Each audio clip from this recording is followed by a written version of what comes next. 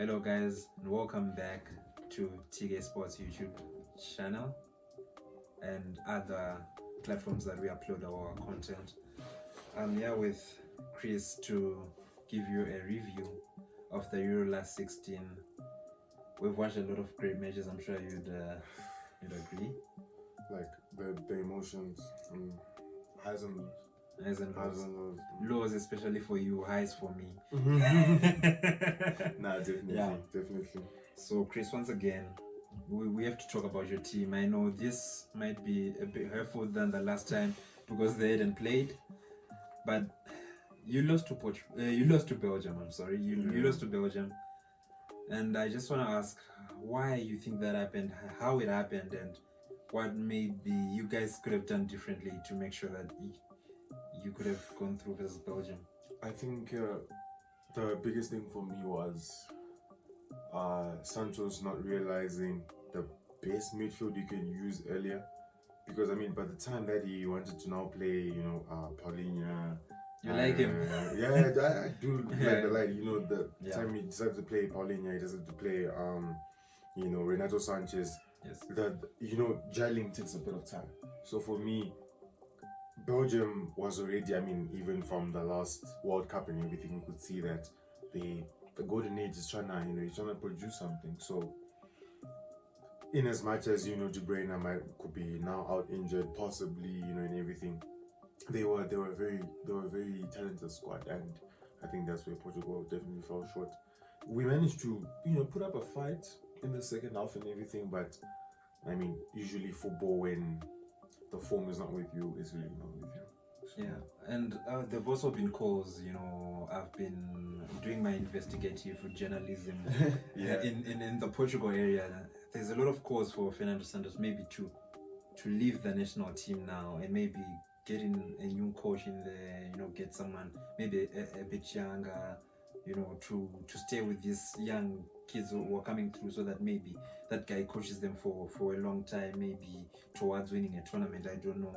I want to get your feelings about that. Is it Fernando Santos' fault that you guys lost years to go, or maybe with the World Cup so soon in 18 months, Cristiano Ronaldo probably still there? Do they still need to stick with the man that has brought some success to Portugal before? The best thing that I'll say is managing the transition from the older players, into incorporating João Felix Jota, Bernardo Silva, Renato Sanchez, Paulinho. That transition needs, a very good manager who can handle it.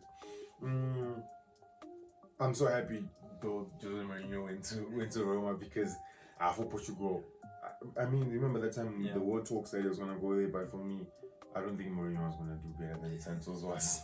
Probably more defensive, but I think now that Santos has probably learned his lesson on which best midfield to use, when he calls up the squad next time, he might know how to gel them better. Okay, so maybe one more chance. You're definitely giving him the 2022 World Cup, at least years to go there, and you give it one more shot. One more shot, but if I can be honest, if he fails to get that transition going by 2022, he might have to have the exit door. Okay, okay. We've spoken very negatively about Portugal the first few minutes of the show. Please like and subscribe, by the way. But I also saw something in Portugal. That second half, Belgium barely did anything in that second half. Definitely. Portugal did a lot of good things. Maybe didn't create as many clear-cut chances, but there were one or two chances where it could have. It could have. Maybe it's just that the net didn't want the ball. But yeah, there was a bit of luck there involved with Belgium as well. Portugal really played well. I don't know how would you put it yourself, but I thought, if you're a champion, if you're going to get eliminated from a tournament, of course the last 16, you don't want to go out there in the last 16, maybe the semi-finals, but if you have to go out, I think this is the way to go out, showing some fight, the players try to push. You agree with me when it comes to this sense? I definitely do, but if I can be honest, in as much as we were, let's say, we're speaking negatively, we're not really speaking negatively, we're literally saying the facts as they are. So going forward, the transition I'm talking about, or we are trying to insinuate is, can the same squad that put up that fight then equalize and then score goals? Because football, right now the result says 1-0.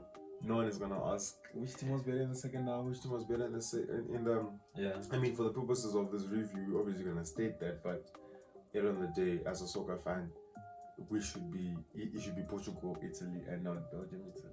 Okay. So, yeah. What about in the spirit of blaming someone? I thought Torgan Hazard's goal was wicked. Maybe some people have said something about Patricio. I don't know if you want to play it that way as well. As a goalie myself, Yes.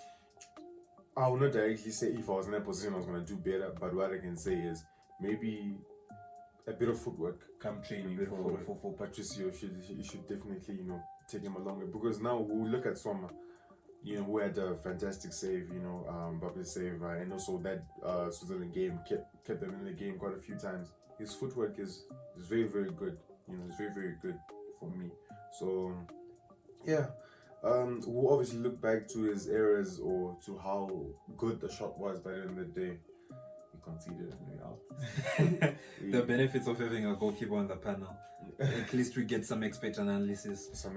Yeah, when it comes to strikers, I think that will fall to me. I was a wicked striker back in my days when I played in primary school. No. I'm joking. I never played. Okay, yeah, so, but Belgium, what can we say? I was impressed by the back three, Vertonghen, Vermaelen, and Alderweireld. They looked quite solid, apart from the 2 or 3 times Portugal went behind them. I think Belgium are going to go very far in this tournament. That's what I'm just going to say. But maybe for injuries, KDB, Hazard. How is that? How big of an impact is that going to be moving forward? Because they leave the pitch free. Okay, KDB very early. Hazard quite late. A lot of guys are criticizing the manager that is injury prone. Maybe just take him out a few minutes earlier. Yeah. I don't know how much of an event that will be, but definitely for Hazard, he's a bit inconsistent. But when he did play, he was quite well. But if KDB is not fit, they will definitely miss him. They're gonna definitely miss him. I hope they can find a way to restructure that midfield so that they can get the balance they always have when KDB plays. But they should be okay.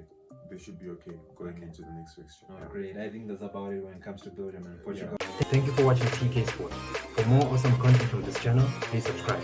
And also engage with us on our social media platforms down in the description below.